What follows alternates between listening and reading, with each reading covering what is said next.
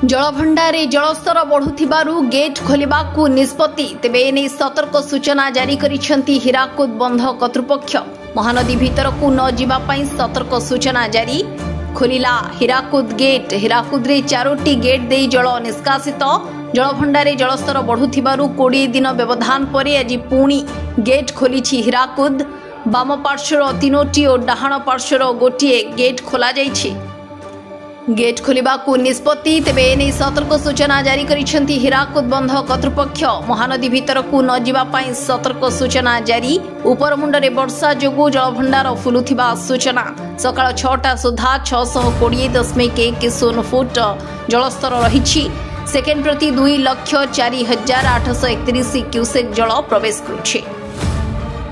तेबे जलस्तर ह्रास और जल प्रवेश कमी थिबारु अगस्ट 3 रे समस्त गेट बंद होइतिला। 20 दिन व्यवधान परे आज पुणी गेट खोलुछि। Bureau report RCN Odia.